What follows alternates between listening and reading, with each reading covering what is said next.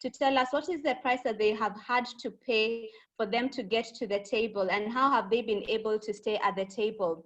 Just know that every glory has a story. Every time you see somebody being read COO, CEO, CFO, member of a non-executive director, board of directors, just know that there's a story behind it. And I'm so excited that today we are going to see those stories coming to life. So I'm very, very excited about it. And I have panelists on board who are ready for this session. I have a co-moderator, Primera, in the house.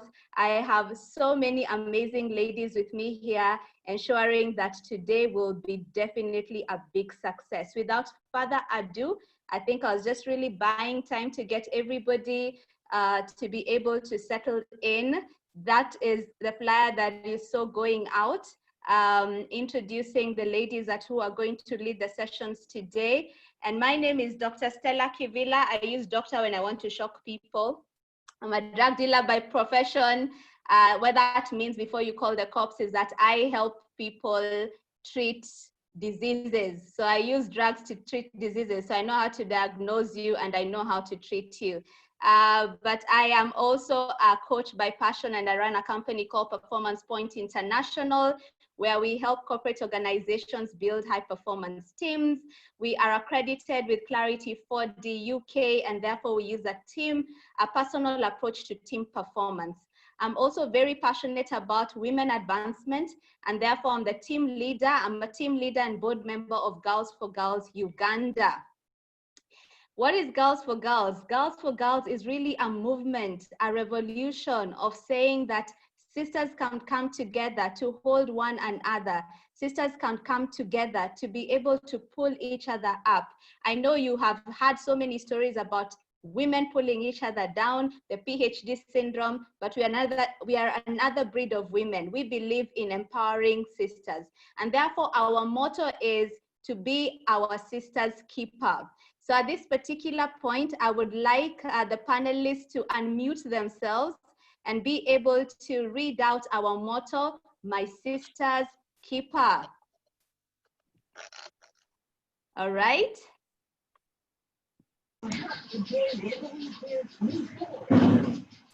I am my sister's keeper.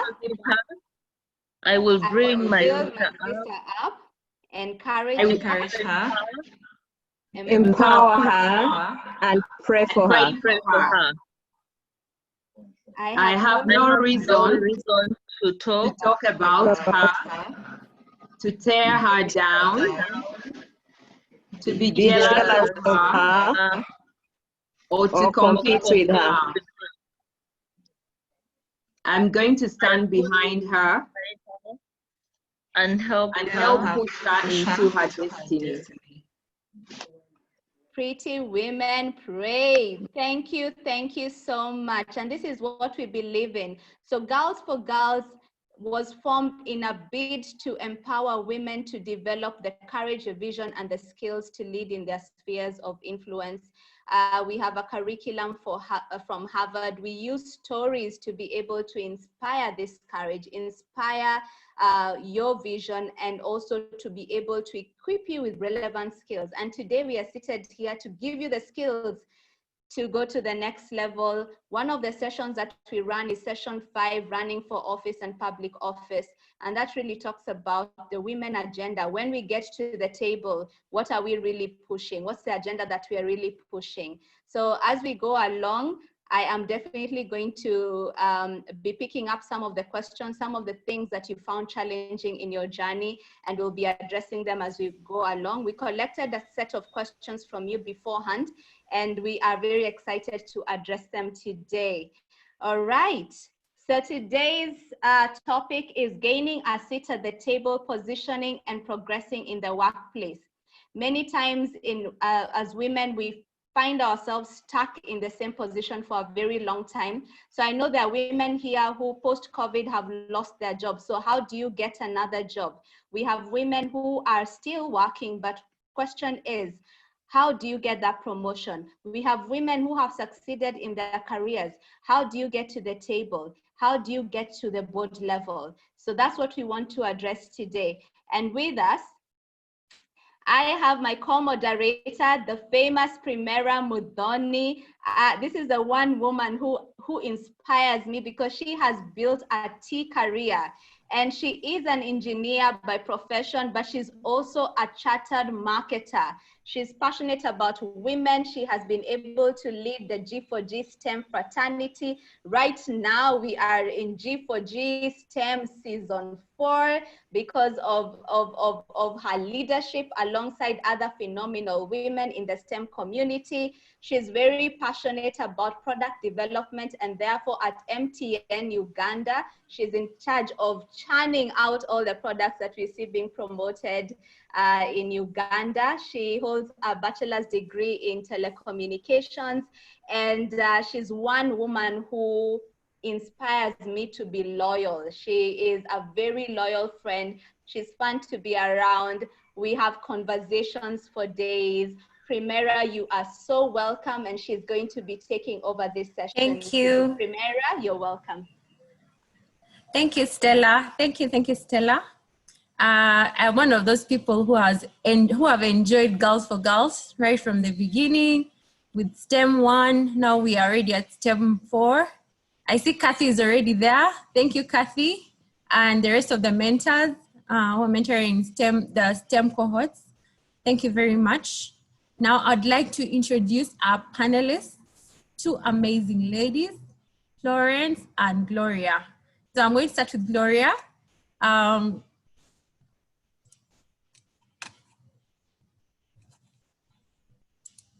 So Gloria is an international human resource consultant. She is supporting companies. She's a human resource strategist and business strategist with over 20 years of experience at executive level. She's also a motivational speaker and had recent engagements last year in London and Dubai. She's also a virtual HR model, which offers affordable, effective services to startups and SMEs. For the last year, she has been a consultant at Milele Solutions. And before that, she was working at East African Development Bank for 8 years, the Bank of Africa for 3 years, Commercial Microfinance for 2 years, Uganda Post Limited for 2 years. She also has a background in social work and social administration. So she brings a very balanced discussion today. Her areas of expertise are also in strategy and change management, regulatory compliance, policy development, post-employment and retirement, performance management, HR audits and HR surveys, among others. You're very welcome, Gloria. She has also led 2 of our human resource cohorts. Thank you very much, Gloria. Then I'm going to go on and introduce Florence. Florence is a senior executive with 20 years plus career in the electricity sector, where she has built a track record developing and executing business turnaround strategies and innovations that have delivered operational excellence. She is currently the Chief Operations Officer and sits on the board of Umeme Limited, Uganda's largest electricity distribution company, listed on the Uganda and Nairobi Stock Exchange. She is responsible for the electricity access program at Umeme Limited and is humbled to lead over 500 direct and indirect employees. She is a member of the working group of the Africa List, a CDC-powered community of Africans' next generation business leaders. She also serves on other boards, including the e-Guide. Florence is very passionate about gender equality and community service. She's a team leader with Project Girls for Girls. And she co-founded Dress a Girl Uganda, aimed at supporting disadvantaged children and teenage pregnant girls in organized communities. She holds a Master of Arts in Economic Policy and Planning and a Bachelor's in Commerce. She is a wife and a proud mother of 2 daughters, Sanyu and Suvi. Florence is passionate about her family and as the engine that fuels her drive for excellence. Thank you very much. We are super excited to have you on board, both of you today. And my first question this afternoon is going to go to Florence. I am a working woman. I've been working for several years, and so have many ladies who are on the panel who are listening to us today.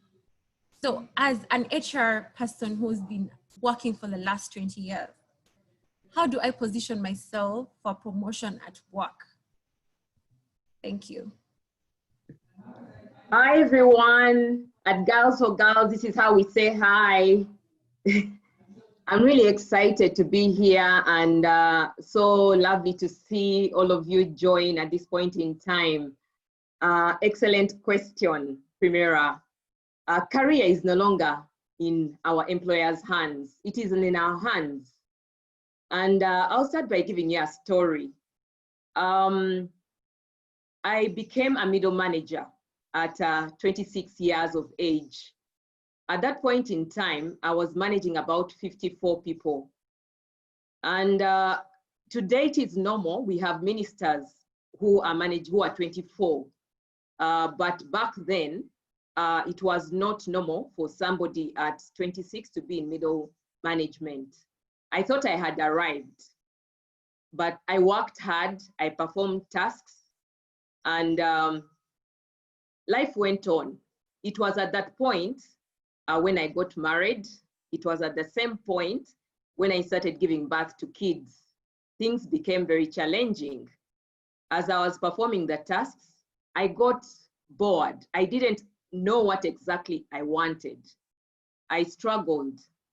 I stagnated. I was an introvert. I was working hard, but working hard in my very little own space. So, and no one was seeing what I wanted. So as a result of searching and looking, getting to know what exactly I wanted, I decided to study, to do a master's in economics. But that didn't change anything. It all remained the same. What was my turning point? One time I was in a lift with a former managing director, and I had a 2-year-old. So I went into the lift and we were together, just the two of us. I eyeballed him, but he didn't know me. He didn't recognize me. He didn't recognize the fact that I worked for him. So that was my turning point. All the things that I had tried to do, I had tried to apply for jobs that were advertised, and I wasn't able to get those roles. So after knowing that even the person from whom I was working hard did not even know me, I decided that I had to do things differently. I had spent 6 years in the role. The reason I'm sharing this story is that I have also been through the same challenge as you have mentioned, where I am stuck in a role for years and I'm not clear how to get out of that. So my turning point, I was intentional. I became intentional. I reached out to a supervisor and I told them that I was ready to move on. I was very fortunate. I had a discussion. I think it took about 2 weeks, and I was appointed in another role. Now, in my previous role, I was not working at the headquarters. In this new role, I was at the headquarters. So I was able to start communicating and engaging with senior management. I was able to engage at a strategic level, and about that same time, we got a new managing director. I was strategically positioned, and where I was seated, I could say hello to the managing director. So things started changing. Now the question I put forward to you, as you're struggling to climb, are you visible? Are we visible? About that time, for all of us, I've seen very many people coming from various countries, but for some of us in Uganda and in South Africa, many of us must have gone through load shedding. For those who are old enough to understand, there was a period in time when the country was plunged into darkness because we didn't have enough power. everybody was rioting in terms of downtown Kampala. So I had gotten promoted. I was in the role at the headquarters for 1 year, and I got promoted into another role. I was in that role for just 2 years. And when I came back from leave, my boss at the time, I found everything was in turmoil. I had flown out of the country. Coming back, there was a riot downtown. So my boss called me and said, you're taking on another role. That I was going to be responsible for switching on and off power because it was not enough. Remember, this is a role for engineers. So I did not think twice. I just took on that role. Now, to put things into context, this role required me to work in a control center. A control center is like a theater. Not everybody can operate on somebody. In our case, it's only engineers who operate in such an environment. So I started working in this environment. So what did I do? Within 2 days of being appointed, I had to be escorted with police to go down in the middle of town and face 2,000 traders to explain to them why they had no power and give them a promise that power was going to come back, which promise I couldn't do because there was no power after all. What did I did? I had to collaborate with engineers. I had to immediately, because I could not just be an engineer overnight, I had to learn to communicate. All of a sudden, I see cameras in front of my face and I had to speak. I had to plan. I had to put together a plan. I had to engage with media. I had to engage with people at ministerial level. I had to go to parliament and explain the same circumstances. This experience confirmed to me that leaders are not born, they are made. And what I can say to you, as you struggle to go up the ladder, be intentional, be consistent about your personal growth. At that point in time, I was intentional. Do you have the right attitude? When you have an opportunity that comes your way, right now, during the time of COVID, things are changing. For someone who has been front-facing, you're now using technology and they're asking you to do something. You say, no, I do not have the skill, or you acquire the skill. So be intentional. At different levels, you transition to different leadership styles. Whereas when I started managing people, or as I was working, I was alone and managing a task. In this case, here you are, you have to negotiate with customers. I had to negotiate with industries who at times wanted to even offer money to stay with power. So the ethical bit also comes in. So we need to understand that as you go up the ladder, you have to behave differently. Whereas at entry level, you're required to perform a task and it's just you. As you go up the ladder, you have a group of employees behind you who you have to inspire. At a higher level, you're possibly required to engage with stakeholders. I was required to engage with ministers where they gave you, all of a sudden, you receive a phone call. My village is off supply. What do you do?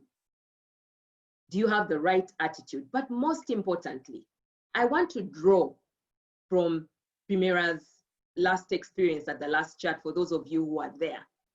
Are we visible? Are we working hard? Many of us are working so hard, but are not visible. I used to work so hard, but you can imagine getting into a lift and nobody know, and the MD of the organization does not know you. Yet you're managing a portfolio that accounts for almost about 10% of revenue of the company. Are you visible? That has been my experience. Be intentional in whatever you do. But what skills are you learning? Who do you have in your network? Who are you collaborating with? Who is your village? Who are your friends? So that as you go up the ladder, you can be able to engage and draw knowledge. Do you have a mentor? These are some of the questions that I'm posing to you right now. So just beware that the leaders, they are not born, they are made, and that is my experience. Thank you very much, Florence. Leaders are not born, they are made. Amazing. Thank you very much, Florence. I have written quite a bit of notes myself.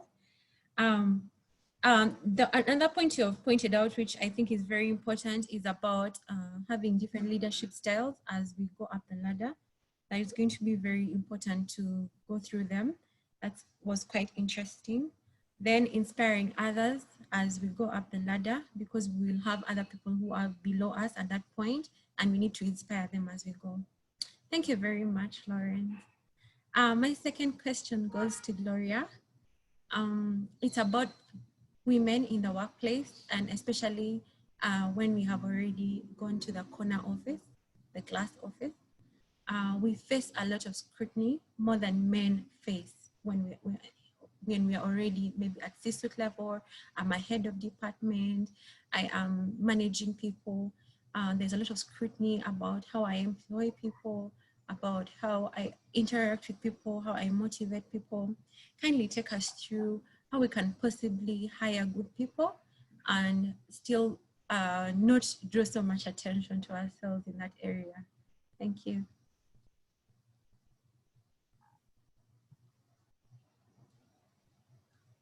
Over to you, Gloria.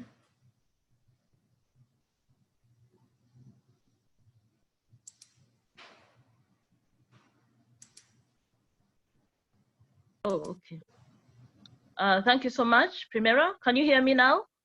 Yes, I can. Thank you. All right. Okay. I'm very happy to be here and to be sharing with a large group of ladies. We're here to share our experience. Yes, indeed, women get a lot of scrutiny when you get to the corner office. And one thing we need to remember is the time when we get to the corner office, most of us are still relatively young. So there's a lot of fear. We're also very scared. And this scrutiny just might affect us. So what are you scrutinized about? Your looks, the way you look. Even fellow women will scrutinize you and say, Gloria, I think you need to put on a little bit of lipstick because they feel now you're in the corner office and you're like, what's happening? I got my husband without lipstick. But anyway, what should I do? People will scrutinize you about the mistakes that you make, the decisions that you make. And by the way, people even at workplace will scrutinize you based on your family. They'll be looking and saying, how does she manage her family? What does her family look like? You know, as a mother. And by the scrutiny will not be only at the workplace, but even in your family. You know, you've got up there, you're now in the corner office, everybody's looking at you. They expect you to be a Superman or Superwoman rather. So what happens usually when we are scrutinized as women? What happens is we do either one or two things. We either recoil, okay, and sit back, or we are very defensive. And you know, when a woman becomes defensive, then again, she's another thing. So personally, when I got an opportunity to get into the C-suite, I had just worked for about 7 years. And then I got myself, later I'll tell you how I got to move up the ladders. But I joined a parastatal, a government parastatal that was restructuring. Actually, on my first day, I signed up to 300 termination letters laying people off. And that was intentional. It was really planned for me to work in at that particular time. But when I got there on the management team, I was the only lady. They were mainly men. Nowadays, you can get women on teams, but at the time when we were getting into the C-suite, there were hardly any women. So there were quite very, very many men, and I was alone. And remember, I said usually you're quite young when you get there at the beginning. So I began to realize that decisions were actually being made outside the boardroom. When we would get there, I mean, it was very quick making the decisions. Why? Because these guys were going to each other's offices and talking to each other and agreeing. And the worst thing was that whenever we'd go into what, you know, in government, there's what they call contracts committee, you know, the PPDA, you know, it's very, very different when you're coming from the private sector. So what happened is we'd go into the meeting and say we're buying buses and we're doing this, and you know, they've already made the decision, you also endorse and move out. Not until PPDA came. And trust me, I don't really think I knew what PPDA was on the day we were going into a meeting, that PPDA is calling us for a meeting. So they started going through most of the contracts committees meeting minutes that we'd had. That's when I woke up.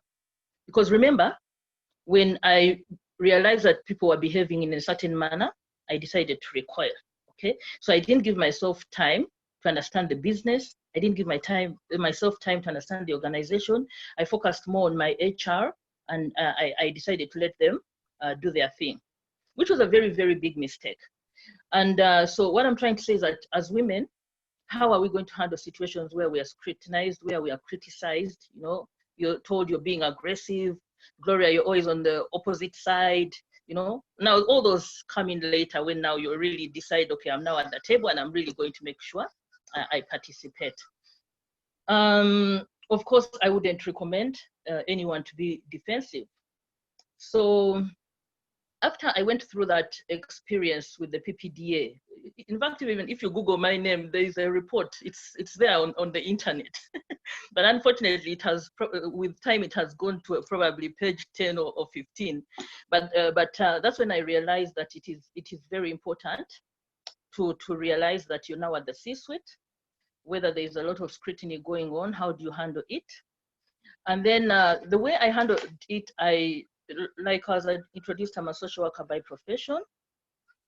And the first day we went to class, social work, we had Professor Mzali. Because we were going to deal with people, as social workers, you deal with psychological issues of people, you deal with social issues of people.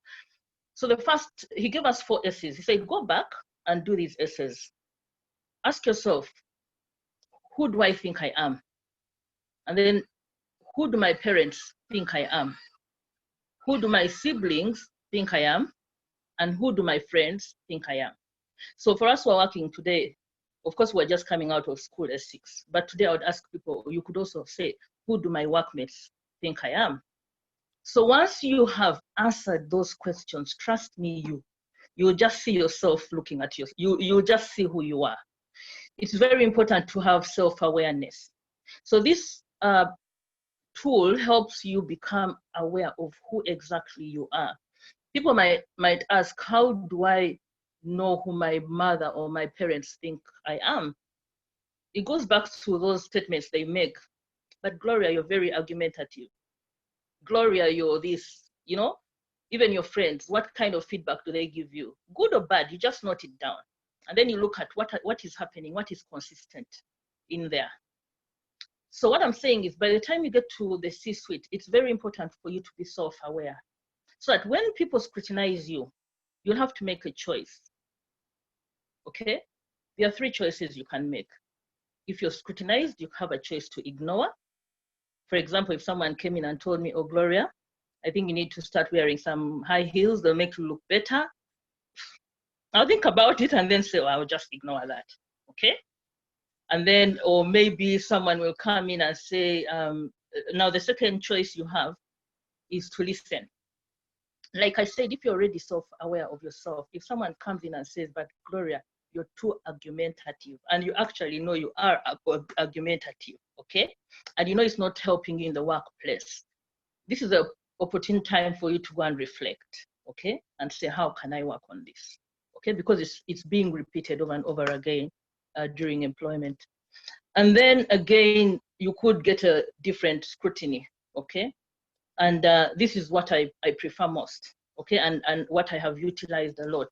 Because again, like Florence said, for you to continue moving, you have to be visible. Visibility is very important. So if you're scrutinized, for example, in the boardroom, personally, I'm a person that is very, very analytical. And it's rare that I will go into a meeting and I'll leave without saying something. I have to say something. And at the same time, I am very critical in that I make sure issues I'm not comfortable with are not endorsed. So What does it mean? If you're scrutinized, so people will throw comments, but Gloria, whenever we bring issues, you have to pick out something, okay? And you know that they always say it, but you know that you're doing that for a reason. So one choice you have, if you know that that is you, and you know what you're doing, is to respond. So we say there's a choice for you to ignore, to listen, and to respond. But you can only do this if you have self-awareness, you know who you are, okay? And then you are able to handle the scrutiny spot on. Thank you, Primera. Thank you very much, Gloria. Thank you for expounding on that question. I think my biggest takeaway, I believe my biggest takeaway has been understanding who you are. And I like your story on asking other people about what they think about us, so that we are able to get the negative and positive feedback earlier on in our career, so that by the time we are reaching C-suite, we already are aware of who we are, and we have quite a clear image of what other people think about us.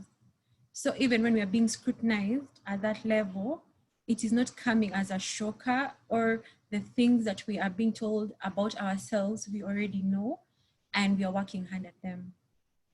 Thank you very much, Gloria. So that leads me to something Florence said earlier about being visible and in the workplace. Now, there is a very interesting characteristic about us women. We are very empathetic. That is the ability to understand and share the feelings of others. So instinctively, when I'm employed in an office, we are friends with some of the cleaners. We easily identify ourselves with the younger women we find in the office space, ourselves and our friends, even the male guys in the office. So that is one advantage we already have over men in that area of our lives, like already, just by the virtue of us being women. I'd like Florence to help us understand how we can take more advantage of this natural women characteristic about being empathetic to help us move ahead in the workplace. Thank you. Okay, thank you, Primera, for that question. And very true, being empathetic it does have a lot of positives as far as the workplace is concerned, in your homes, wherever you are. Just give the example of Jacinta Arden. The one area where she really caught my eye is when the incident of the shooting happened.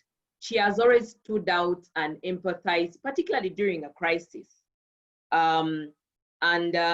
There's one thing that she mentioned, whereby I don't even know any terrorist's name, but she said, I will deny this terrorist the opportunity. I will not mention his name. And she was empathetic. You know, she was so empathetic, and it has worked for her. So empathy is a skill as leaders that can work for us. If I may talk about myself, I've always been a numbers person, following targets, working in the corporate world. It's about goals, targets, and so on and so forth. So that's where my focus was initially as I went up the ladder.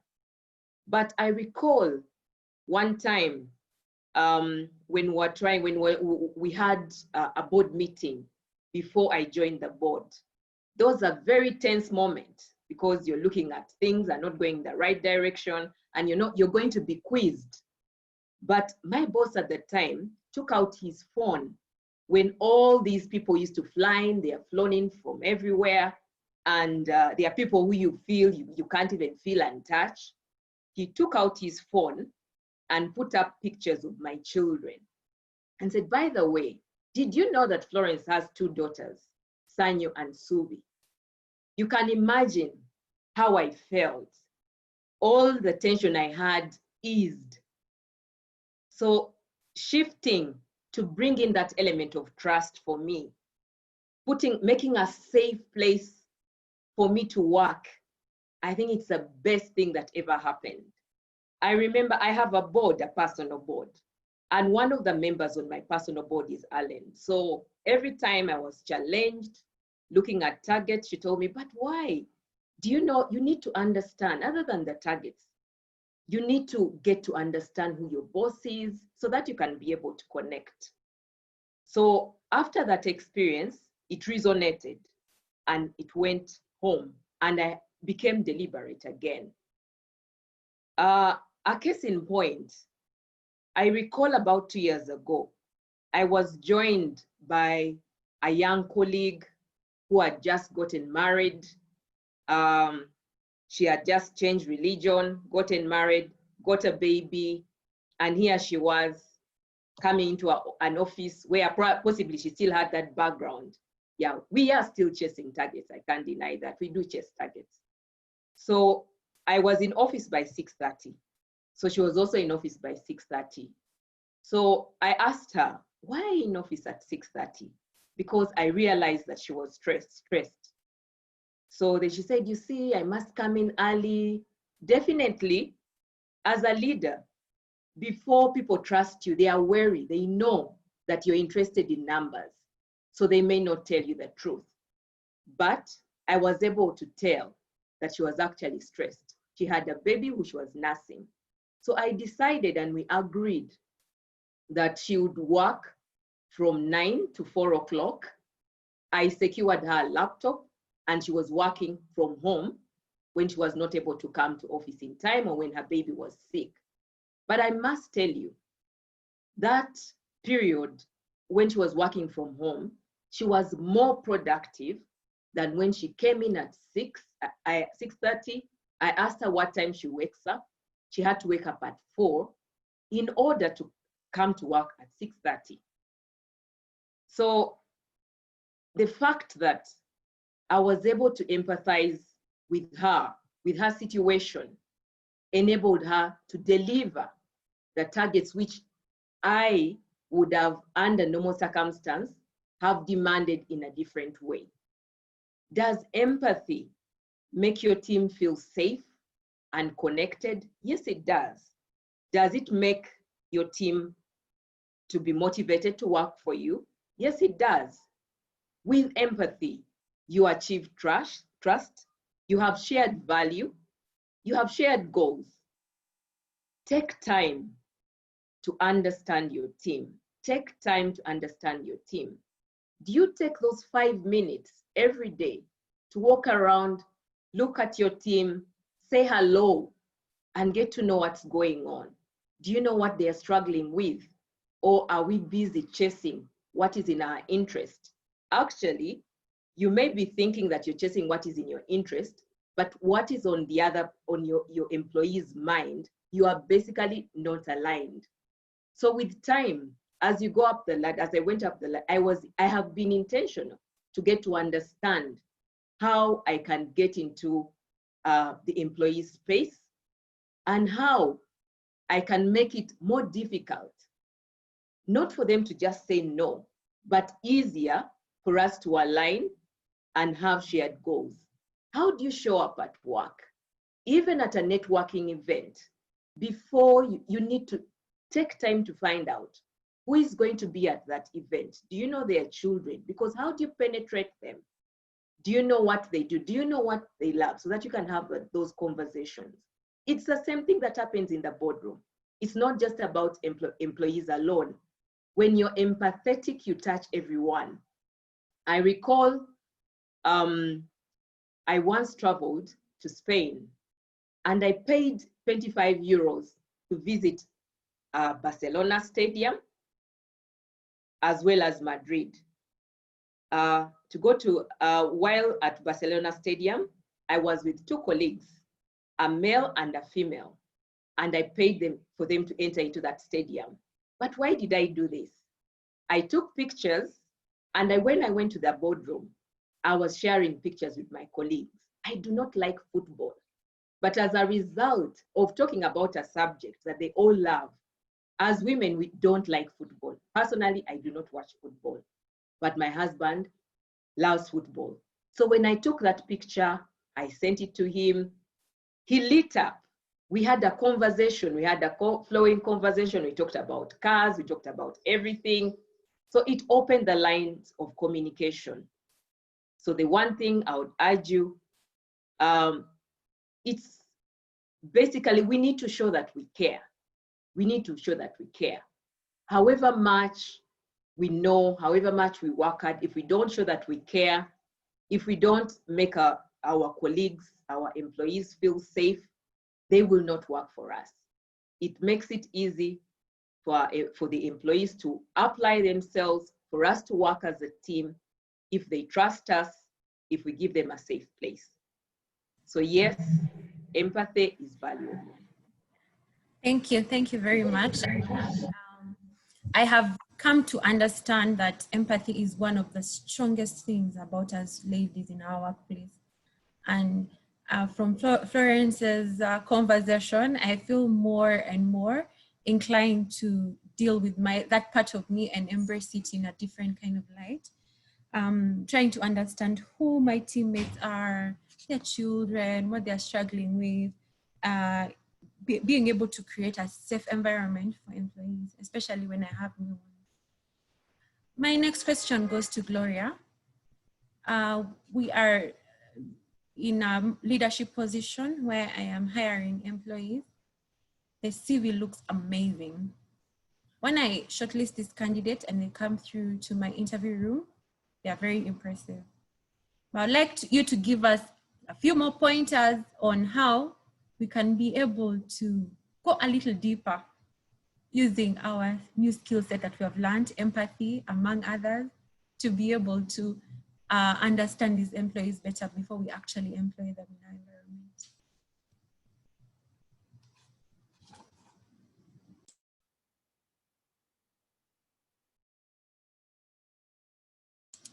Gloria, you're still muted. We can't hear you. Sorry, thank you, Primera. Thank you so much. Like I was saying, the question that you've asked, I'm an HR person really by profession. So indeed, we tend to get CVs that look very rosy and very beautiful. But yes, at the end of the day, what are we trying to find out? Okay, the CV says it all, but you want to dig into the personality of an individual. Recently, I have a former colleague who got a job in an international organization. So he had to go to Germany to do his interviews. And he sent me a schedule. He said, Gloria, look at my interview schedule. Is this normal? And he was going to have interviews for a week. Okay. So during those interviews, he had to, on one day, he met the MD for lunch. On another day, he spent the day with his direct supervisor. On another day, the head of credit, because he was a credit analyst, took him for a drink on a Saturday night, you know? So there was a lot of activity, but what exactly is happening here? They're trying to observe his personality, his characteristics, you know, based on how they need a good fit in the organization. Well, that is one way of what that usually happens. But personally, if I can give an example, someone connected me to a board position in an NGO. Of course, when you look at my CV, it's more of HR work, and at the same time, most of it is pointing towards financial institutions, because most of my work life has been in the financial institution. But here I am, I need to depict a personality that can work in an NGO. So usually what happens is they'll ask you questions that are behavior related, open-ended questions in interviews, okay? So for people looking for jobs, you have to be very careful. When an open-ended question comes in, how am I going to respond to it, okay? So I've never worked in an NGO, but trust me, as a social worker, my intention was to work in social environments, work with children, work with women. So I took the opportunity. They said, Gloria, you want to come in as a board member, but do you understand the operations of this NGO? So I told them, yes, I do. So I gave them my experience. I had 2 experiences that I shared with them. The first experience, and which we all, as if you want to get into a different organization that is very different from where you've been, or you want to get onto a board, okay, that is dealing with an area that you've not been operating in for the last few years. So you have now to prove that you have some skill in governance, you have some skill in doing social work in community. So I shared my story. Recently, about 3 years ago, our village priest, I'll call him our village priest, he decided to open up a WhatsApp group for everybody who originates from that village, but lives in Kampala, and basically we were called diaspora. You know, you're the diaspora, even if you come from the village, but you live in Hoima, you're the diaspora. So he opened up a group, and then he told us they had challenges, people are very poor, the children don't have uniforms, so many issues. So we decided to set up an association, and guess what? Everybody decides Gloria is going to be the chairperson of this association. It's called Kaboya Catholic Diaspora Association. Now, don't laugh at me. I cannot speak my language very well. So I'm like, how can I represent people when I cannot even speak the language? But you know, I took on that mantle, and I said, okay, fine, I'll be the chairperson. Just to wrap it up, I can tell you that when I go to the village, I have someone interpreting for me. You know, it is sort of embarrassing, but I decided I am going to do what? I'm going to lift my head up. I know I have the skill, you know, to support at that level, because you're more or less a trustee. We, despite not being able to communicate well, we did quite a number of projects. One of them is we bought tents and chairs for our village under that association. Previously, we used to go about 25 kilometers. When you've lost someone, you have to carry chairs all the way from the main town. So basically, I explained what I've done in that association, and they were really impressed. And as you speak, they begin to pick certain personalities about the person, okay, and then they can identify. So what am I trying to say? As we go in for interviews, we need to have some stories, you know, because you're going to be asked behavioral questions. And today we are talking about telling your story, being narrative. So you have to have those stories as you prepare for your interviews. If I'm asked this question, what will I share that I have gone through that will resonate with them, and they'll feel that it is real, that you've really gone through this experience, and you're the best person for the job. So again, maybe to go a little bit technical, you should, if you look for what they call the STAR approach, it's very helpful for you to know, especially because interviewers are looking for that STAR approach. What was the situation at that point in time? So my situation was a priest comes up, I'm selected, and then I'm given a task to lead a team of trustees, okay, to improve the economic and social welfare. That's the task. So what are the actions I took happened? I was able to do a number of projects. I've given you one of them. And what are the results like? And by the way, let me tell you, the very encouraging thing is that whenever I would stand up to talk to the villagers and I have someone interpreting, you know, they had very bright faces and they were clapping. They really didn't mind that I couldn't speak the language. Yeah, so that is it. That is how one needs to go about it.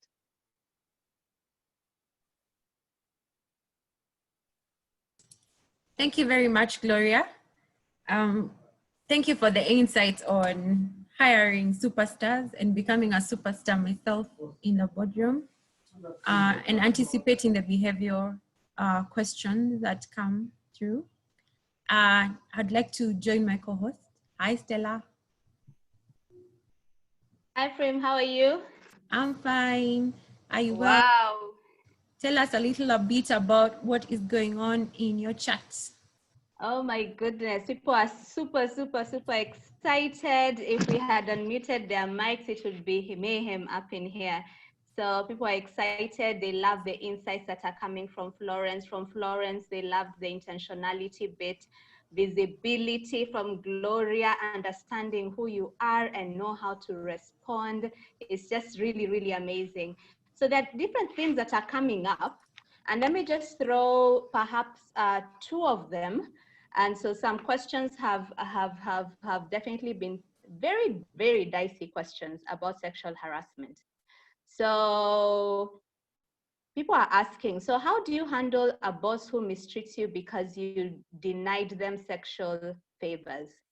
Then somebody asked a question. So some women have taken intentionality way too far to say that, you know what, if I must get it, it's just sleeping with a boss, I will do it and get to the top. And therefore they have been promoted before they are ready for the task. So sexual harassment is a common theme that is coming up. Women are frustrated and they're being told, by the time you're getting to the table, you want a seat at the table, you know what to do. In fact, I think I had one time somebody saying that people say, you know what to do. So once you do it, don't worry, I'll give you a seat at the table. So let me throw it back to you, Primera. How can we address this?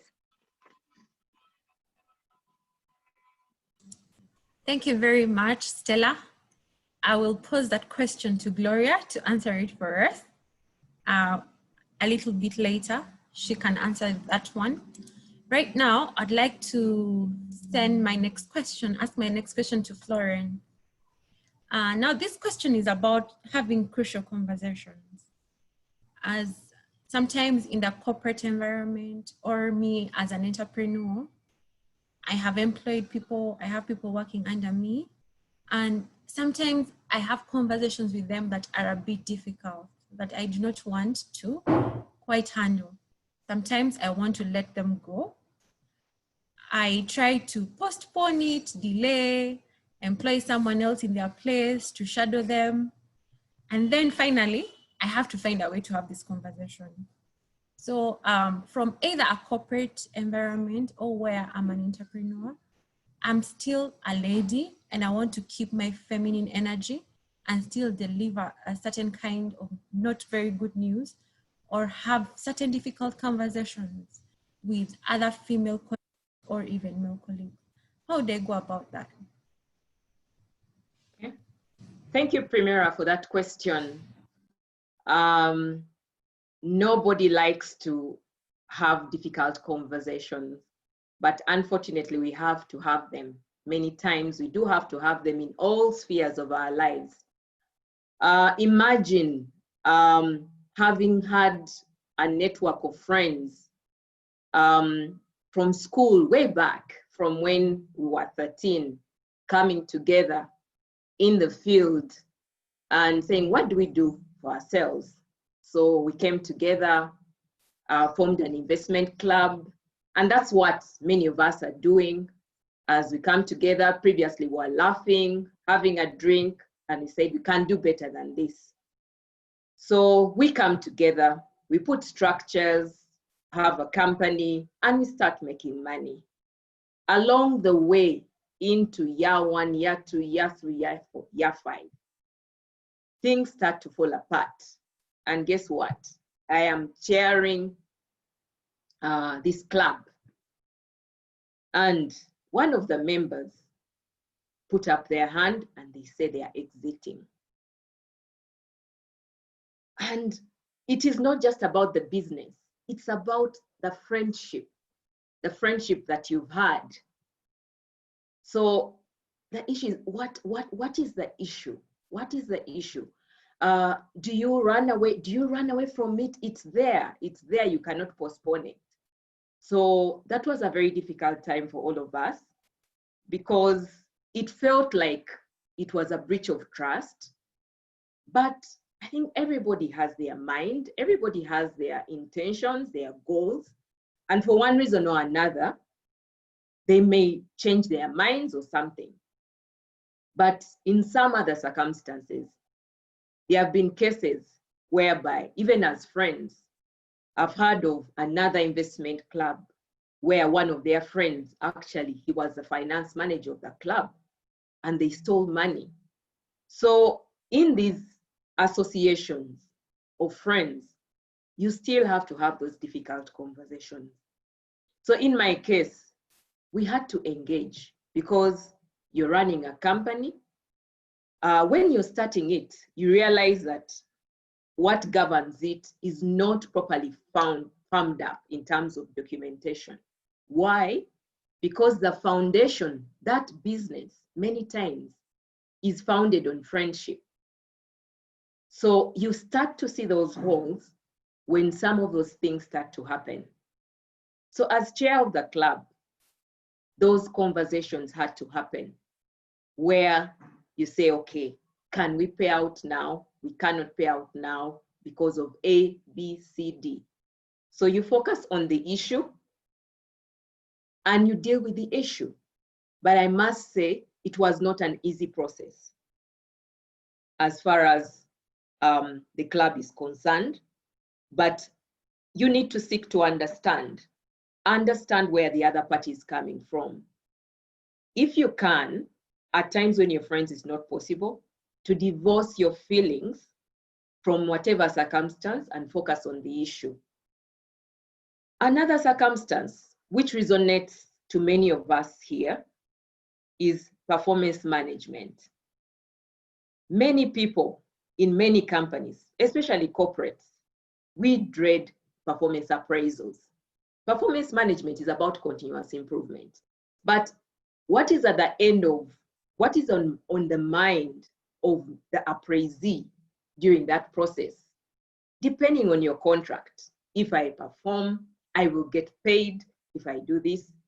So depending on how you manage those conversations, as well as a pay increment, those conversations never come off well.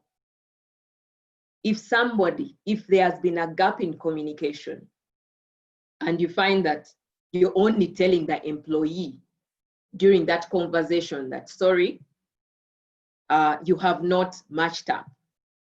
So what does that mean for the employee? They are not going to get a bonus. I'm glad we have HR gurus here.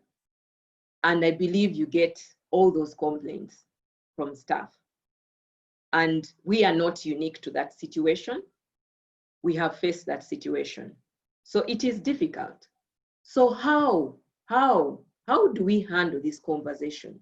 Especially when you see yourself as a weak link, negotiating for a salary, having your performance evaluated.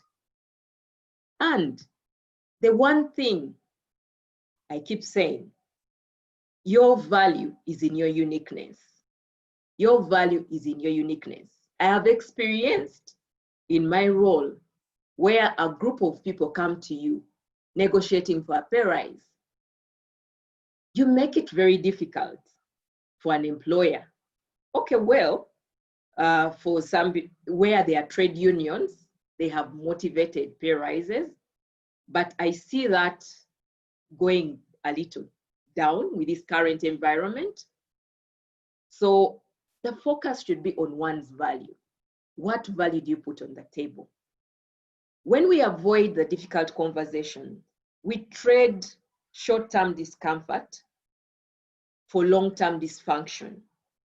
If somebody is not happy and they haven't been able to have that conversation, they feel they deserve a pay rise and they are not getting it.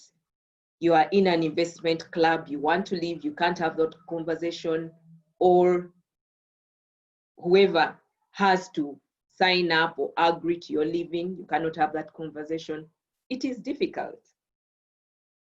So what is it, in my experience, I have seen happen? So in all these conversations, you have to have the courage to approach the relevant person that you have to engage. Whether it's your child or your daughter, those conversations always arise. The one thing that I do focus on is the issue and not the person. Because when you focus on the person, you lose the point. always focus on the issue. Take time to articulate your value. If you're pitching for a pay rise, what are you putting on the table? What is your rate of return? Make it hard for the other party to say no. Again, that continues to tie in with the visibility. Probably as a boss, I also have to either negotiate with the head of HR. So if you're visibly a strong employee with results that everybody's aware of, it becomes a lot easier. But there are some people who perform tasks and nobody knows. It becomes very difficult. How do you communicate? How do you communicate clearly so that you help somebody, whoever you're engaging, to understand where they are coming from or to be understood? It is very important for us to face these difficult times with courage, because if we do not, in the long term, we become dysfunctional. That's where you find companies, if it's a company and the shareholders disagree, the company may fail, arising out of the failure to have the difficult conversation. It's an employee. If it's an employee, you find the engagement rate is low and everyone will be busy writing their CV to go elsewhere. So it's important that we get the courage to have this difficult conversation sooner than later. Otherwise, the implication will be unimaginable. Thank you very much, Florence, for that discussion you have and the points you've raised. When having a crucial conversation, one of my takeaways was divorcing my feelings and focusing on the issue at hand. Instead of, oh, we are friends, or we are relatives, just focusing on the issues at hand and taking away all the feelings in you. Thank you very much. My next question goes to Gloria. We have all heard the terms Generation Z and millennials. Millennials being those of us who were born after the year 1981 to 1996. The Gen Z, or the digital natives, as being born from 1997 to 2012. There has been so much said about them in the workplace and how they work. There are so many things, stereotype conversations going on around in the workplace. As a person who is going to be employing them as we go up the ladder, we may be millennials or baby boomers, and we may be employing digital natives next in our work environment. How can we keep them motivated and productive in the workplace and help them to stay longer in a job and be able to deliver a return? Thank you, Gloria. Thank you so much, Primera, for that question. How many minutes do I have for that question? Because that's an area that is very, I think everybody here is a mom to a Generation Z. But before I get there, you asked a question on sexual harassment. Very difficult question. But briefly, I can't say I've faced it a lot, so I'll really build on what Florence has been talking about when she talked about crucial conversations. How do you handle such conversations? And without delaying them, and just go head on and handle the questions. I think this is a similar situation. If someone is making sexual passes, and I think this is what we need to advise the young ladies, because we've seen it happen to other people. Maybe for us it has, but maybe we've not entertained it, some of us. Yeah, but I think what the young ladies need to do, even those that are not young, if someone makes passes at you, the longer you delay to have a conversation with that person, and I'm actually saying go have a conversation with that person, okay? But the longer you delay, the harder it becomes, because he now starts using more complex tactics, and you even begin starting to be embarrassed. So immediately you see this person seems to be having interests in you. I think it's important to tell them, you know what, let's sit down. But before you sit down, you need to plan very well. And when you're planning, you're asking yourself, what is the purpose of this meeting? What do I want to come out with? You know, you have to already know the result, you know, because this person is going to really make life hard for you. So be very clear on the purpose and the intention of the meeting and what you want to come out as a meeting. When you're in that crucial conversation, active listening is very important. And we all know one of the key things of active listening is you look the person in the eye, you keep eye contact. You know, you're already now trying to show this person that, you know what, I don't fear. So you have to be prepared to have that eye contact with this person as you converse, okay? We've talked about empathy. Whenever you're in such situations, try and be empathetic, okay? And as you're listening, you're trying to understand where this person is coming from. You know, first of all, that whole body language you're giving this person is likely to just switch them off. Because men, if they're interested in a woman, they want certain, you know, characteristics and behavior, body language to be happening. So again, like I said, again, if you find yourself and the conversation is not going the way you want it to go, because you already know the way you wanted it to go, then postpone it. Postpone it for another day, but at least you'll have taken action. And at some point in time, if you see that you're not getting through to this person, this is a time to bring someone on board. Yeah. Okay, now, do I still remember the question on Gen Z? Okay, now, like all of you, I'm a mother of an 18-year-old boy. Okay, he's a man now. 18 years and still in school, of course, finalizing and probably getting ready to go to university end of this year or next year. But of course, based on the COVID. But what can I say? Before even I go to the workplace, in Girls for Girls, we look at leadership at very different levels, very many levels. Leadership in schools, leaderships in your community, and here I want to talk about leadership in the home. We are mothers that are bringing up Gen Z, okay? Before even you think of going to tackle them in the workplace, what are you seeing happening in the home? I don't know if people listened to the video that Honorable Victoria Sech-Toleko shared. My God, it was very touching. And that's where we should start from. Do you know what your children want to do? You know, she just went stage by stage, and I was like, wow, you know? So do you, even you as a parent, I think that is a starting point.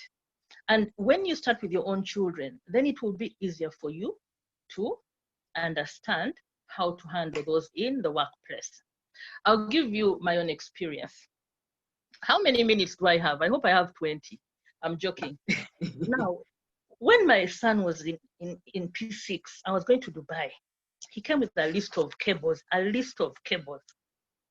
I looked at him, I said, how did you come up with this list of cables? They probably were 10, because I remember the place that I went and sat in to buy these cables, they kept running around to collect these cables. He said, no, I know them. They even said them on TV. He just gave me some reason, but he had a list of cables. So I bought the cables and brought them, and he put them in some cupboard. So there are times I ask him, I want to project my phone to this. You remember the cables I told you? Throughout the years, he's been pulling out those cables, and we've been using the cables. Another situation I had, I took him to school when he was going to S1. It was his first time in boarding. Trust me, I took him to school. A few hours later, I went back and begged the school to give him back to me so that we could go back home, and he just removes his gadgets and puts my TV in the order that I want it. Because I mean, I went back home and I failed to switch on the TV completely.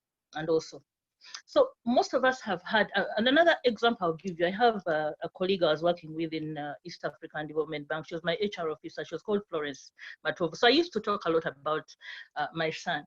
So she has small girls who are about maybe 8, 7, and they have this iPad. And they touched a number of things and they couldn't use the iPad. So she came with the iPad to the office and said, you know what, Gloria, if I take this iPad to have it repaired, they're going to ask me for a lot of money, but why don't you just take this iPad and give it to Herman and see if he can put it in order? Honestly, within 1 minute, my son had brought it back and it was working. When I took it back to her, what did she do? She told me, what is Herman's telephone number? And she sent him money, you know?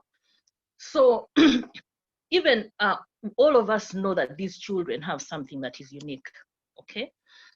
When my son was about 14, he would tell me, Mommy, I need a website. I need a website. And I'm like, what do you need a website for? I need to sell my stuff. And I'm saying, what do you want to sell? You see, I know how to make beats. You know, there are these kids in school. We have all learned how to make beats. What does he mean? You know, these Bobby Wines today, if they need to make a new song, they have to go and buy beats online. You know, everything is being bought online. So, and then I need to put my cartoons there. You see, even Disney can buy them, you know, all kinds of ideas, okay? But this is someone that is in lower secondary. Another experience I have with Jen, now that is enough about home. One day I was lying on my bed. It was a Saturday, you know, checking my LinkedIn, and then I come across the director of HR for Andela. I know a number of HR managers applied for that role and we all failed, because I remember on one chat, it just became a conversation. What are they looking for? So for those of you who know Andela, Andela employs young people between the age of probably 21 to 25, 26, you know? That is the largest, about 80% or so of their employees are in that generation, okay? So I applied for the role. You know, when you're applying on LinkedIn, it's not very complex. I applied. They were asking me things like empathy. Then I would go on the internet, read a bit about it, come back, respond, collaboration. So to cut the long story short, as soon as I pressed the button, within 1 hour, they had told me, come for an interview on Monday. So I walk into Andela. My God. First of all, I had gone and read about Andela. In West Africa, I think Andela has won the best employer for years running, okay? Despite the fact that they employ millennials, they have understood what millennials need in the workplace. So when I looked at their website, I was seeing kids jumping, they had afros, they had dreadlocks, and these are employees, and I'm like, what's happening here? So I had to make a decision. How am I going to dress for this interview? So what I did, I said, no, I'm not going to wear a suit. So I put on a skirt and a coat that were not matching, and I put on a colored coat, and I went for the interview. You know, they even welcome you from the stairs there. Oh, you're Gloria. The people who welcomed me, the lady had they were young people. They had huge turbans on their head. Okay, I've traveled, but really, I entered that workplace and I was just gaping. For those of you who've been there, I was looking at the huge pictures on the wall, you know, of these young people. They took me around the office. You know, they showed me around. They have a place where they can just pick an apple and eat. They had a pool tables, everything. They had what they call unwinding place. It had a very huge screen and sofa set. So if you're feeling like work is not happening very well, you just go, put on, and there were two of them, they had their huge things and they were playing their video games.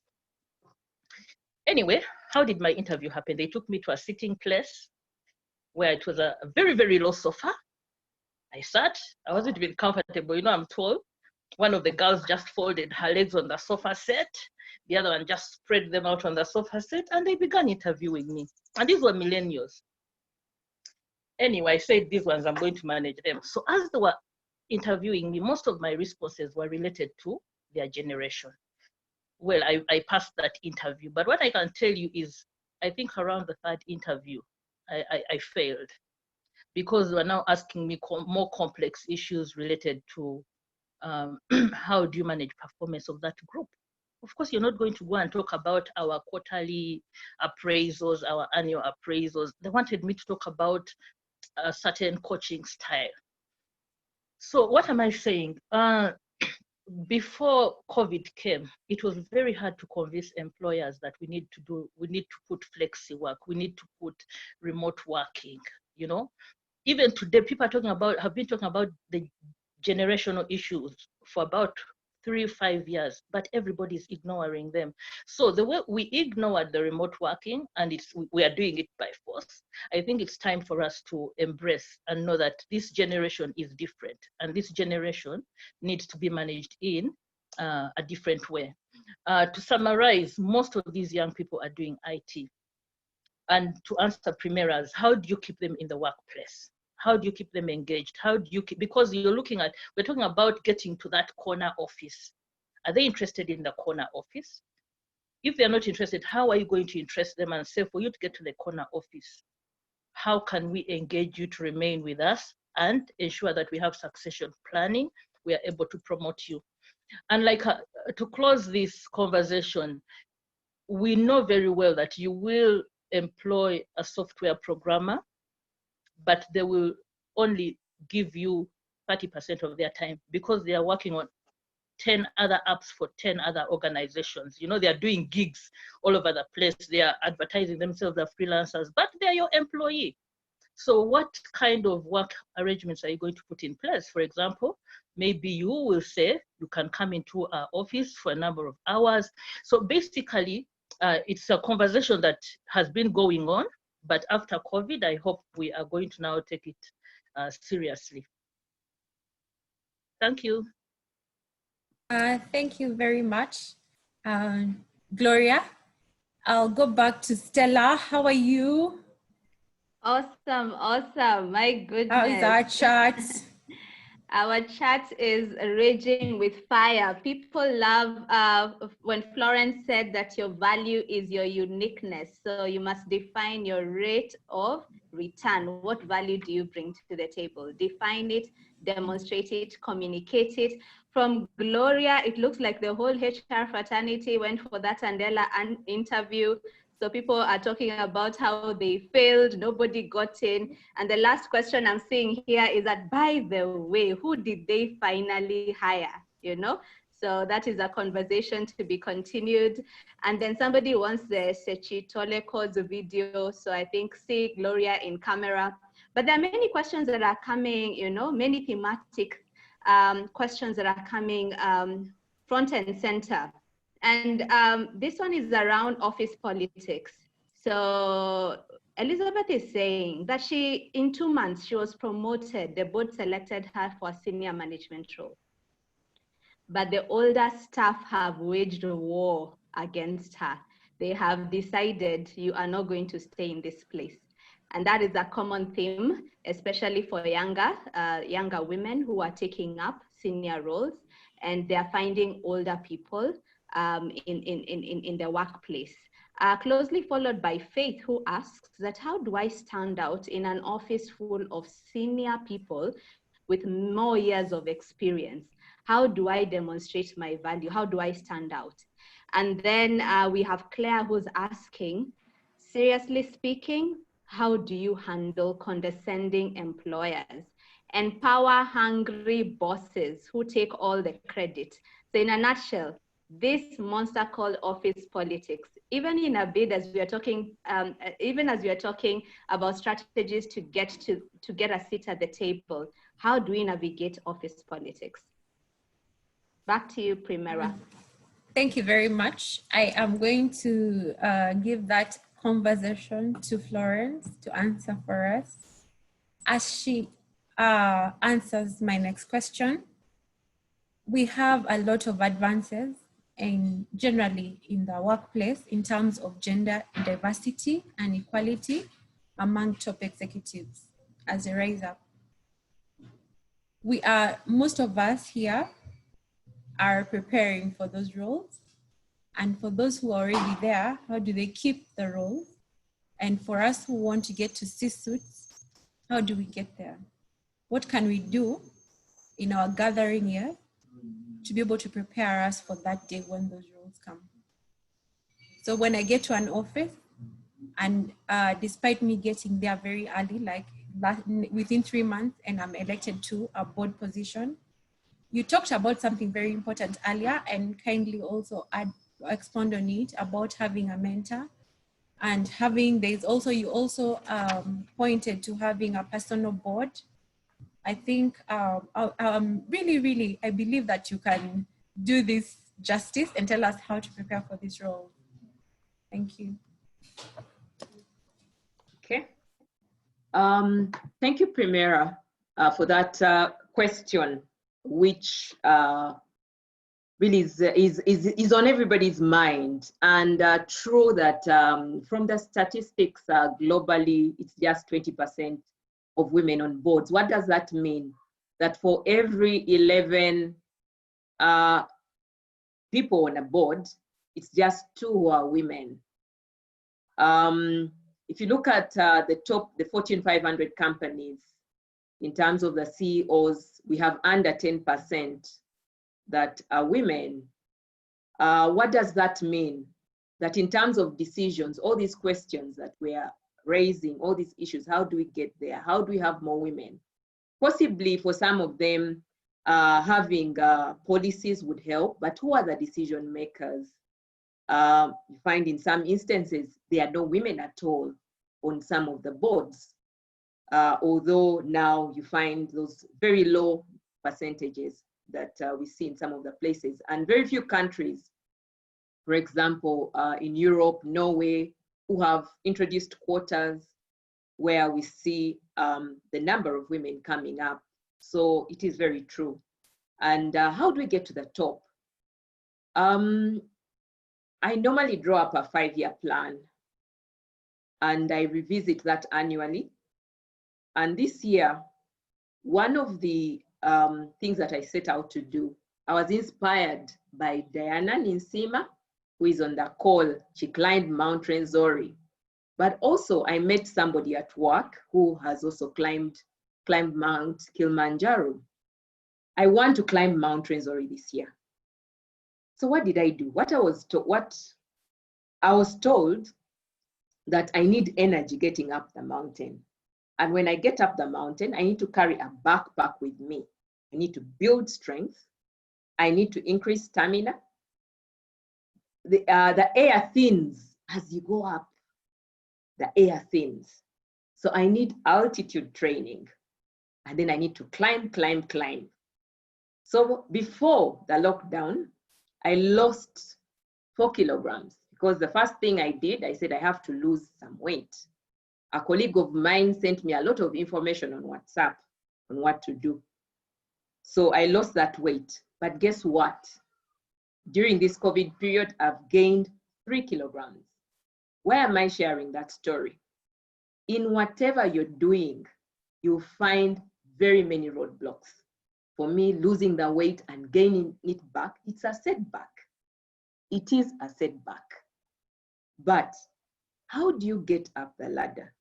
And a couple of questions also came through. How do you get a seat on that table? Seeing companies like Stanbic, I read an article that was written by Ann Juko.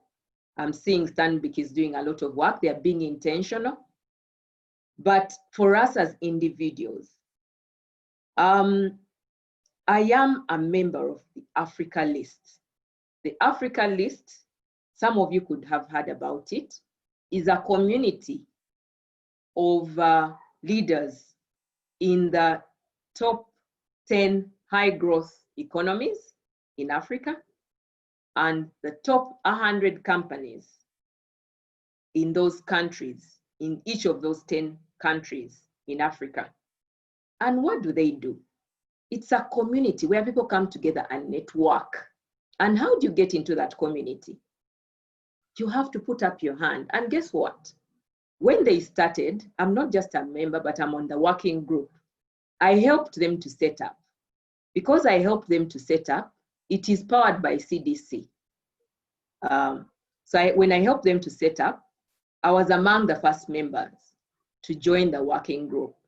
So for all those who have since become members, just know that I have had to go through a process of looking at all your CVs and deciding, yes, you're in, yes, you're out. What has that done for me? With that community, I've had an opportunity to meet other captains of business. I have had an opportunity to train. Why? Because I want to be on international boards, and I am on an international board. Last year, we had leadership training by IOD. Under normal circumstances, I would never have been able to fund that, but I'm being deliberate. So I am training, even if I am sitting on a board right now, I am training so that I can be able to sit on more international boards. What are you being intentional about in terms of who you network with?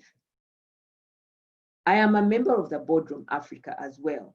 How did I get to know the Boardroom Africa? I got to know the Board Africa, and I can see we are running against time, but I'll tell you the story.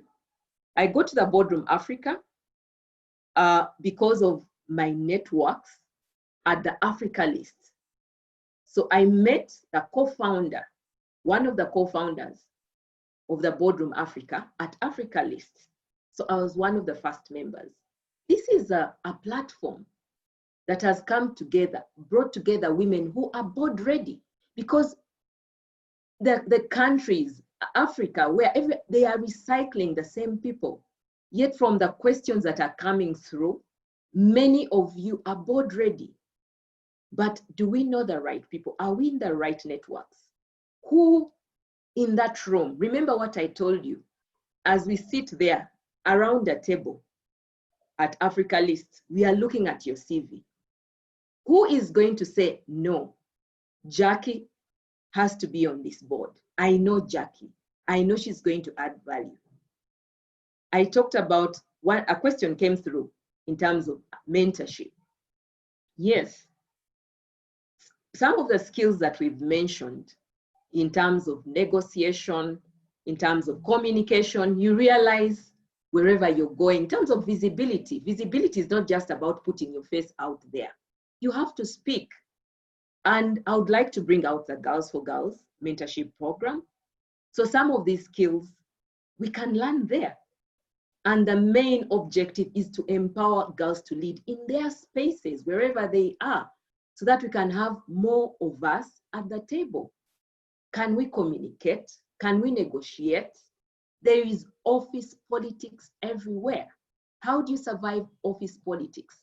It's not just about technical know-how. How do you maneuver? How do you manage stakeholders? You do not have to play politics, but how do you coexist in this environment? It is difficult, and office politics can be very toxic. But how do you coexist in that environment? It's not enough to be technical. When you get to the board, someone will ask, who does that person know? It is who you know. Why? You may unlock a deal.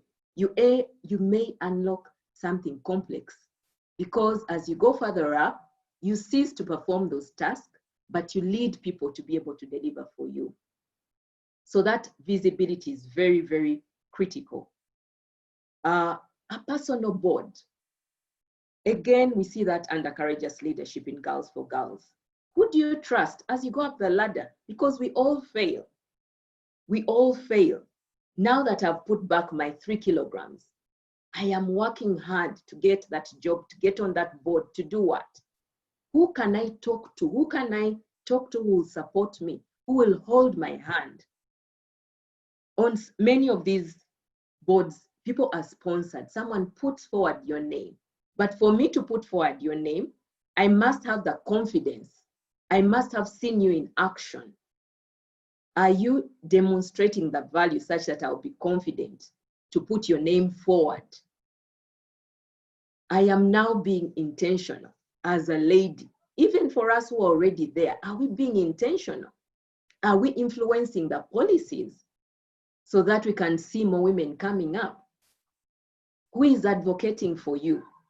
How are we negotiating for ourselves? On the post, somebody mentioned it's very difficult to talk about these sexual issues, but we can get somebody else to advocate for us, and we can go up the ladder. Now, the one thing that I've realized in all this, it's about you. It's about you. It's about you being intentional. It's about you acquiring the skills that you want to. I remember the first time someone came to me and asked me to be their mentor. I must say, I was also, I didn't know what to do. You don't assume that everybody who is leading can be able to mentor you. So how do you get a mentor? Who are those people who you look up to? They could be here on the platform. They could be here on the platform. And most likely that the skills that you admire, probably you could also have them, but you just need to enhance them and learn them. And it's against that background that I invite all of you to sign up, for those who haven't signed up for the Girls for Girls program, because through that program, I've been able to sharpen some of those skills.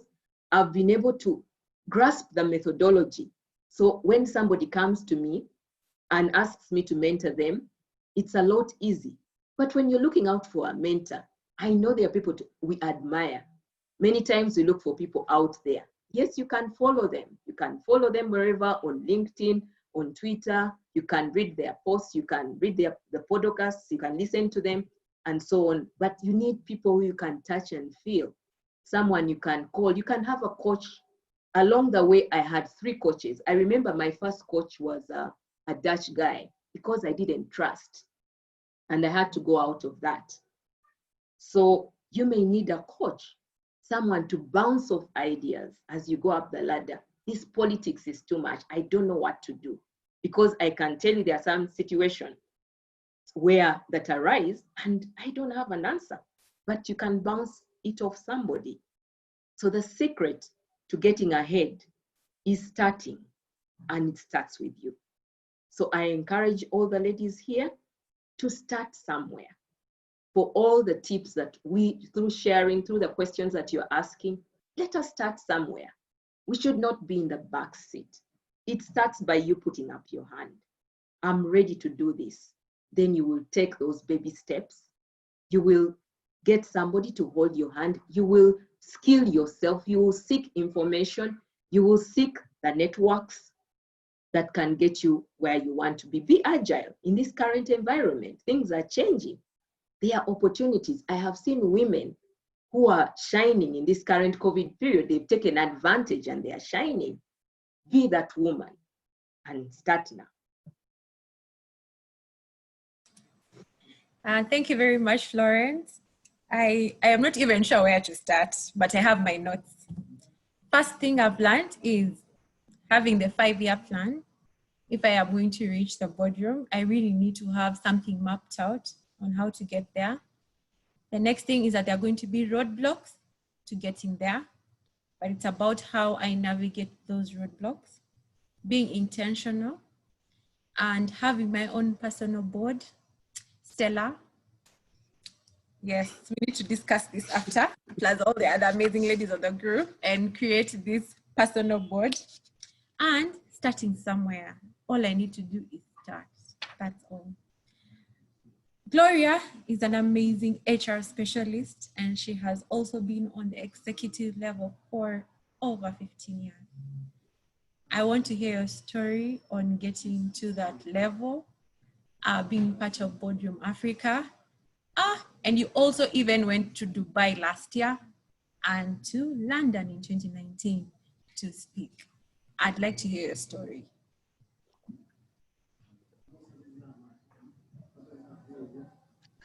Thank you. Thank you, Primera. Oh, okay. After it's not easy speaking after Florence has spoken. She's a boardroom guru now, and for me, I'm just beginning my journey. Yeah. What can I say? When we were growing up, the people we looked at who were sitting on the boardrooms were old people. So personally, I had a stereotype. So I believed that the people that sit on boards are people beyond a particular age. So I sat back, but I used to get people telling me, Gloria, I think you're ready to sit on boards now. And I'm like, no, I'm not ready. That is for, I'll wait until I retire, and then I'll start looking for board positions. Not until I joined G4G and I listened to Alan's story about women holding themselves back and not wanting to take on office. Women wait to be asked to take on office, you know, and that this is the right time for you now, any of you, to begin your journey towards that boardroom. Honestly, I woke up. And you know what happened? The first opportunity I saw was New Vision, and I ran for it, okay? Someone approached me and I'm like, yes, I can be on the board, and I applied for New Vision. Of course, I didn't get it. I know the current MD of UDB is the one who got that particular position on the board. They wanted a lady, they were looking for a lady. So I asked around. It's always good to get feedback. Of course, I had not sat on any board, and here I am. I want to sit on a board of a listed company. So what I was told is, before you get to those boards that you feel you want to sit on, it's important to get a little bit of experience. Start with charities, sit on boards of charities, sit on boards for schools, church boards, you know, gain that experience. So very many people wonder, why am I not getting onto this board? Okay, it's because it's important for you to know your territory. Okay, what is your territory at that particular moment? Where can you perform better? Okay, who do you think you might be competing with for that particular board position? So that is one of the lessons that I learned. You have to know your territory if you, and also make an informed decision. Am I really ready to be on this particular board? If you're an entrepreneur, you can look out for maybe startups if they're looking for board members, and start from there. So where you start from also matters, so that you don't get highly frustrated when you're not getting to the particular boards that you want to get to. Like Primera introduced, I'm also part of the Boardroom Africa. And before you get to the board level, you have to, in G4G, there's what we call your gathering years, okay? Those are very important. You need to begin to gain knowledge, look for knowledge that will help you, first of all, pass that interview to get onto the board, okay? And also be able to create impact once you're seated at the table. So at the Boardroom Africa, once you become a member, there's a forum within there where there are quite a number of webcasts or webinars taking place, and you learn a lot about what needs to happen at the board. So it is very important for people to start looking for information and reading about corporate governance. Okay, if you've not been in strategic management, because really boards is about strategic thinking and good corporate governance. So that is very, very, very key. And then just to share a bit, recently I was going through one of the old webinars that had happened in the Boardroom Africa, and they were talking about what should your CV look like.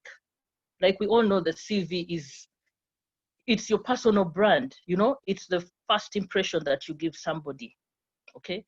So going through that webinar, I was able to understand, even myself as an HR person, there are things that I was perceiving as a CV, you know, ready for a board. And I remember in the Boardroom Africa, I applied for a particular board position, and they sent me an email and said, Gloria, are you sure this is the CV you want us to share? And I went like, yes. But later when I went through this webinar, I felt very embarrassed, and I'm like, okay, I actually needed to redo that CV to suit. So one thing we all need to know is that never use the same CV twice. Never use the same CV twice. Whether you're applying for a board position, whether you're applying for a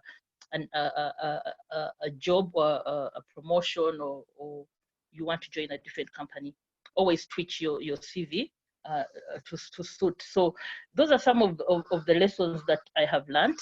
And then there's also understanding what is the difference between an executive director and a non-executive director.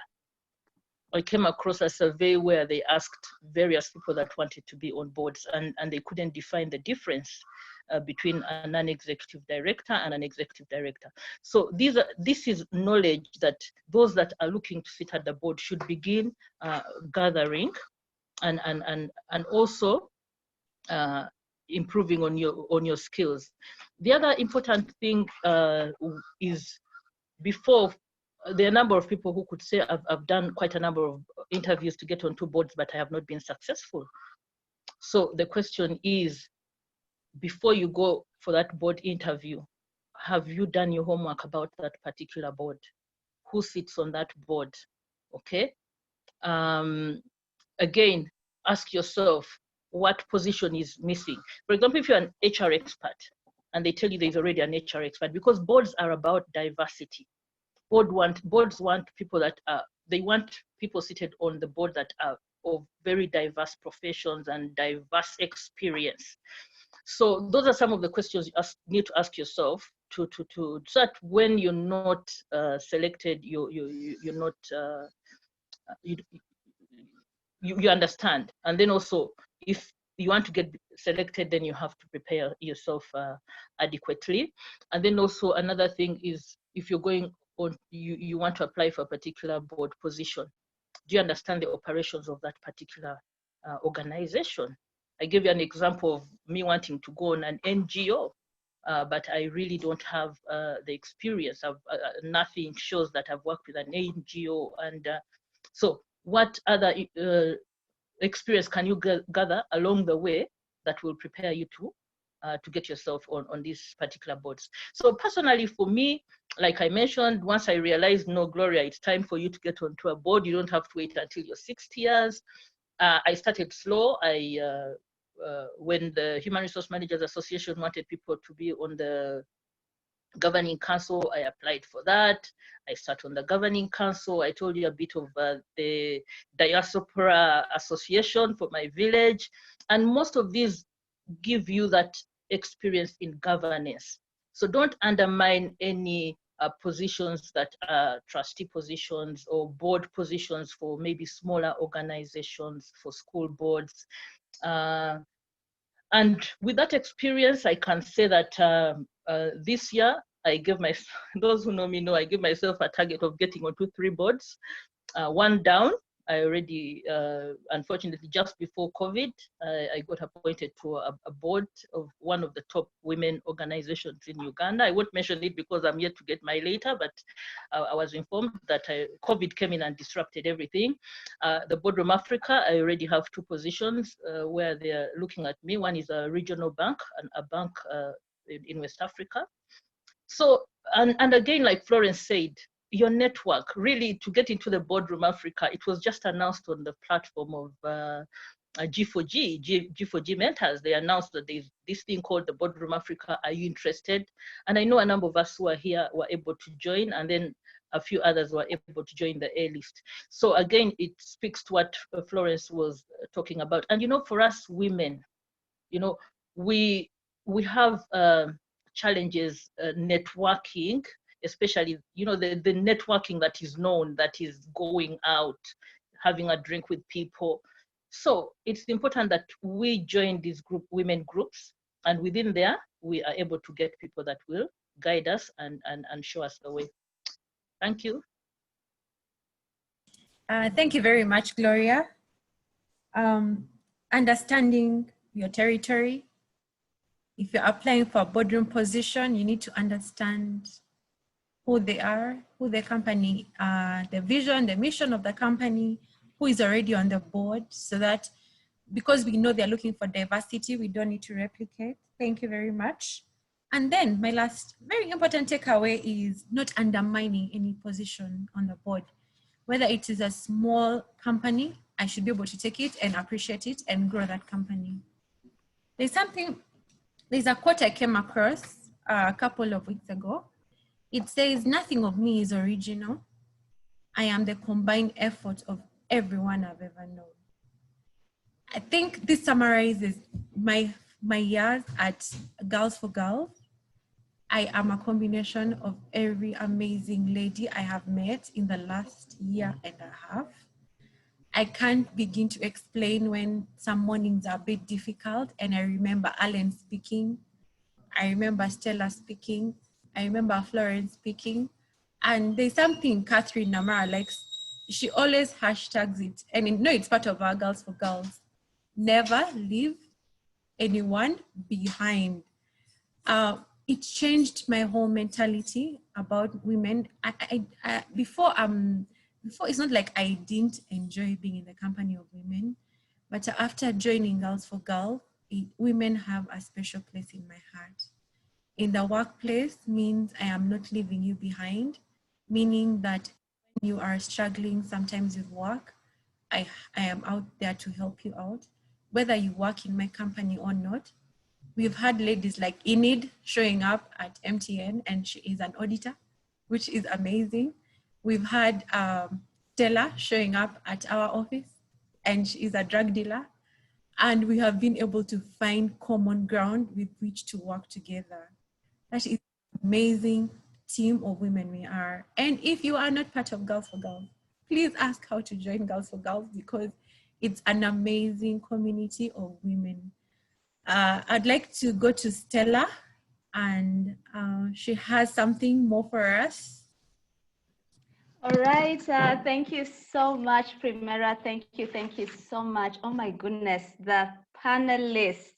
Thank you so much, Florence, for sharing your insights. People are loving everything that you have shared. You've talked about having a personal board of directors, just start somewhere. You know, I remember a quote from a Chinese proverb that says that the best time to plant a tree was yesterday, but the next best time to plant a tree is right now. So start somewhere. Gloria, never duplicate your CV. And every experience adds up, so never negate any experience. Thank you so much, ladies, for coming in today. Thank you for making sure that the chat box, people are just really sharing advice. I'm saying Elizabeth has shared a link about managementhelp.org, and it's been an amazing experience. We are 15 minutes above the time limit that we had set for ourselves. But Cinderella said that, Stella, make these sessions longer. We can be here all night listening to these ladies. So perhaps we will have an all-nighter one time, and we will have dance sessions. So thank you so much. Special thanks to Primera. Thank you for moderating this session.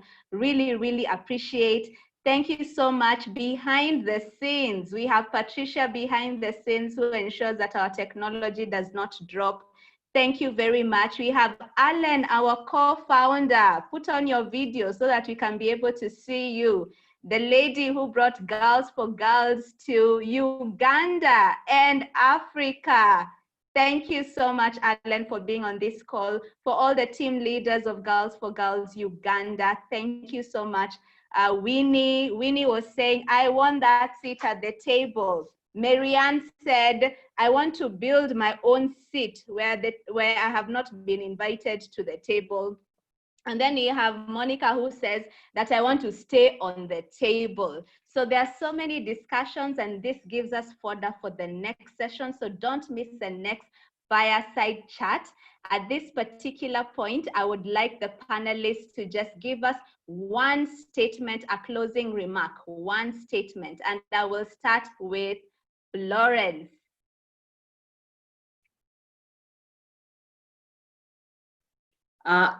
Thank you, Stella. Thank you, everyone. It's been amazing reading your chats. It's been amazing learning that you're there to listen to us.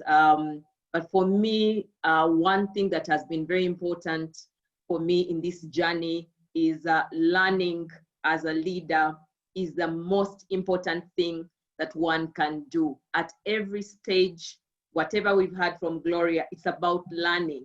Learning does not stop. Learning to show up, learning to do whatever, learning to plan, learning to set your goals, learning to whatever it is, we have to learn and learn and learn, learning to read in the new, or to lead in the new environment.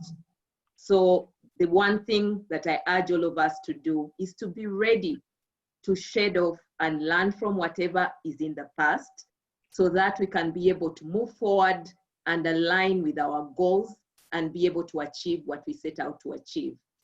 But thank you very much, and looking forward to engaging with you at the next session.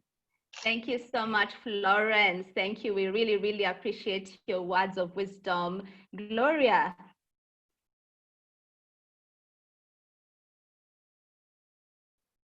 You're muted, Gloria. Ladies, thank you for coming. Thank you for the kind words, and I hope we have been able to impact. I think the most important thing is to go away with at least one thing and start to work on it. Know your purpose and in life and work towards it. Hold another woman's hand. That's what we do in G4G. And lastly, please be empathetic, and humility will get you far. Thank you so much. Thank you so much, Gloria. Primera. I am super excited about the second fireside chat. I am really honored to have all the ladies that joined us and have been part of it. Thank you, Stella. Thank you, Alan. Thank you to Patricia. Thank you to everyone who has been in the back end. Thank you very much. Thank you very much. Really grateful for having come through and all your remarks. And Patricia has sent out feedback form, which is in the chat. Kindly click on it and give us your feedback, negative, positive, all the feedback you have in your mind. We are going to be excited to hear from you. Thank you. Thank you so much, Primera. Thank you, thank you, thank you so much. You're awesome. Alan, can you give us a closing remark?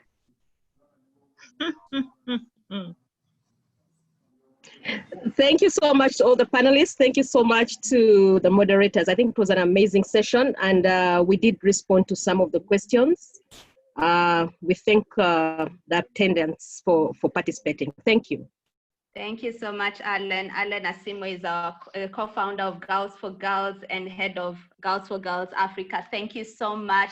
As you can see on our screen, we have contacts in case you are interested in Girls for Girls, joining Girls for Girls as a mentor or a mentee. Please contact Patricia, and those are her contacts.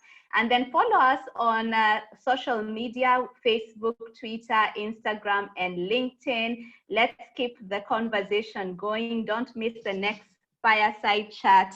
My closing remarks are, there is no silver bullet. Be prepared to go the extra mile. So as you can see, there's no one way to go to the top. You must incorporate different ingredients. May God bless you, make you a blessing. See you in the next fireside chat. God bless you and goodbye. Nice weekend.